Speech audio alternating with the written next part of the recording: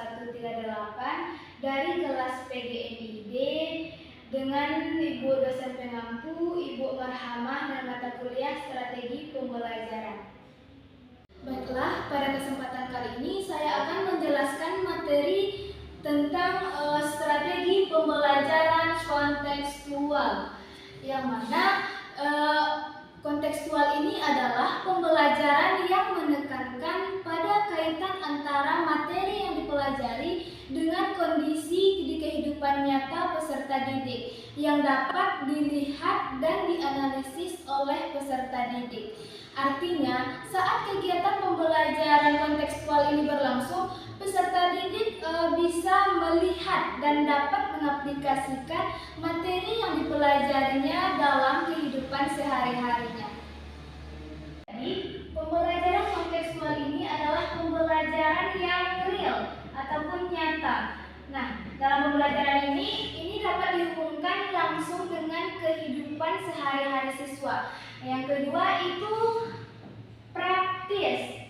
Ini maksudnya praktis di sini adalah dapat diterapkan secara langsung ataupun diaplikasikan secara langsung oleh peserta didik dalam kehidupan sehari-hari siswa. Nah, yang ketiga itu fungsional. Di mana dalam fungsional ini dapat peserta didik dapat menyelesaikan masalah yang ada dalam kehidupan sehari-hari siswa, seperti dalam masyarakat sekitar, seperti pembuang sampah. Kita masuk pada ciri-ciri pembelajaran kontekstual. Yang pertama yaitu cirinya adalah pembelajaran ini dikaitkan langsung dengan kehidupan sehari-hari siswa, yang mana artinya adalah materi yang dipelajari tidak hanya berupa teori saja, tapi juga dapat dihubungkan dengan pengalaman nyata peserta didik. Jadi, guru tidak hanya berperan sebagai menjelaskan teori saja, tapi juga dapat memberikan contoh yang dekat dengan peserta didik. Ciri-ciri pembelajaran kontekstual yang kedua yaitu siswa aktif dalam proses pembelajaran. Nah, siswa tidak hanya mendengarkan teori ataupun penjelasan dari guru saja, tetapi siswa ini ikut aktif dalam proses pembelajaran, seperti dalam berdiskusi, yaitu siswa mampu bertanya, mengeluarkan pendapat, dan juga berpikir secara kritis. Nah, jadi guru berperan sebagai pembimbing yang nantinya untuk membantu siswa dalam memahami materi pembelajaran. Ciri-ciri yang ketiga yaitu siswa belajar melalui pengalaman langsung.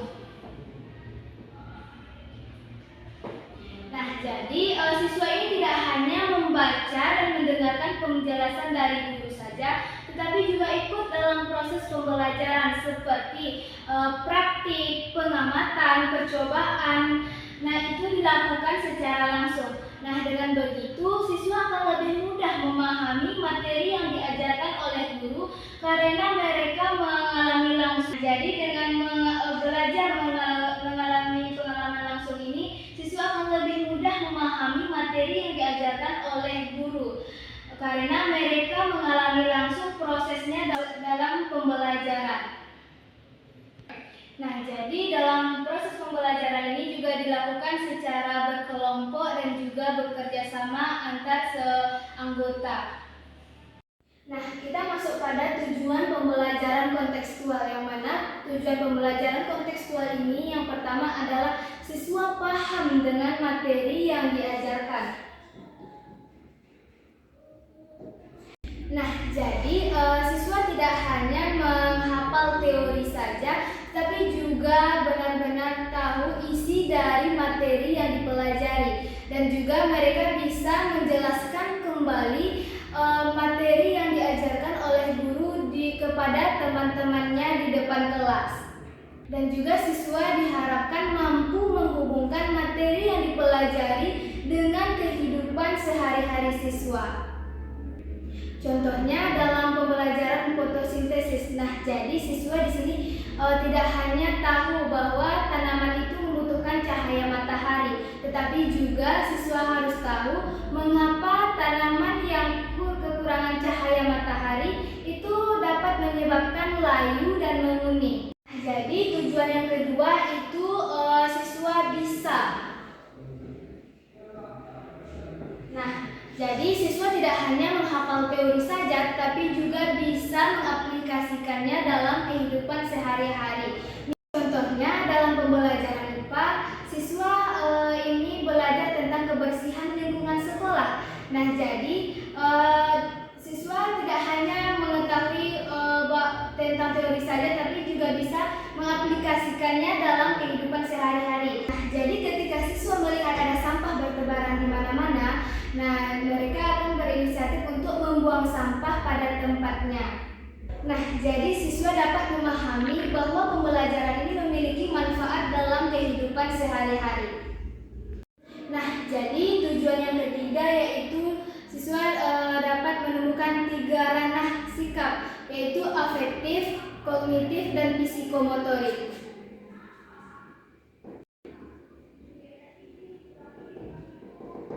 Nah, jadi dalam ranah kognitif, ini siswa dapat membantu dalam memahami materi pembelajaran dan berpikir kritis, dan juga dapat menghubungkan materi yang dipelajari dengan kehidupan sehari-hari siswa. Nah, jadi dalam ranah afektif, siswa dapat menumbuhkan sikap yang positif seperti sikap disiplin, tanggung jawab, dan juga bekerja sama dalam melakukan proses pembelajaran. Nah, jadi yang ketiga itu ada psikomotorik. Ini siswa dilatih melalui seperti praktik, pengamatan, percobaan, agar memiliki keterampilan dalam menerapkan ilmu yang dipelajari dalam kehidupan sehari-hari. Nah, kita masuk pada kelebihan pembelajaran kontekstual. Nah, dalam kelebihan pembelajaran kontekstual ini memiliki banyak kelebihan, karena dalam pembelajaran kontekstual ini siswa akan lebih mudah memahami materi yang dipelajari karena mereka terlibat langsung dalam proses pembelajaran dan mereka melihat secara langsung prosesnya dan dapat mengaplikasikannya dalam kehidupan sehari-hari mereka. Nah, jadi dengan cara ini siswa tidak hanya menghafal teori saja, tetapi juga benar-benar memahami isi dari materi yang dipelajari di dalam kelas tersebut. Nah, jadi dengan cara ini siswa tidak hanya menghafal teori saja, tetapi juga benar-benar memahami isi dari pembelajaran tersebut secara mendalam. Nah, selain itu pembelajaran kontekstual ini juga memberikan siswa lebih aktif dalam proses pembelajaran, seperti mereka diajak untuk berdiskusi, bertanya, mengeluarkan pendapat, dan juga dapat menemukan jawabannya sendiri ataupun berkelompok. Hal ini dapat melatih kemampuan berpikir kritis, kreativitas, dan juga bekerja sama dengan baik antar anggota kelompok. Dan juga siswa akan lebih mudah menerapkan ilmu yang dipelajari dalam kehidupan sehari-hari karena itu dihubungkan langsung dengan kehidupan mereka sendiri. Ini dapat membantu masalah yang ada di kehidupan sehari-hari siswa ataupun di kehidupan masyarakat sekitar. Nah, teman-teman, selain memiliki kelebihan, pembelajaran kontekstual ini tentunya memiliki beberapa kelemahan, di antaranya yaitu dalam pembelajaran kontekstual ini dapat membutuhkan waktu yang lebih lama karena dalam pembelajaran ini siswa akan diajak untuk berdiskusi, melakukan pengamatan, praktik. Nah, itu membutuhkan waktu yang relatif lama dibandingkan dengan pembelajaran yang lainnya. Dan juga dalam pembelajaran ini juga menuntut guru untuk lebih kreatif dalam menyiapkan bahan pembelajaran seperti menyiapkan bahan, contoh, dan juga materi yang akan diajarkan. Nah, jika guru kurang siap dalam menentukan bahan pembelajaran, maka pembelajaran itu akan kurang efektif nantinya dalam proses pembelajaran. Nah, dengan begitu kekurangan tersebut dapat diatasi dengan bimbingan guru cara belajar yang nyaman, sehingga pembelajaran akan menjadi tetap lebih menarik dan bermakna bagi siswa. Nah, baiklah, sekian pemaparan materi dari dari saya mengenai strategi pembelajaran kontekstual. Wabillahi taufik wal hidayah. Assalamualaikum.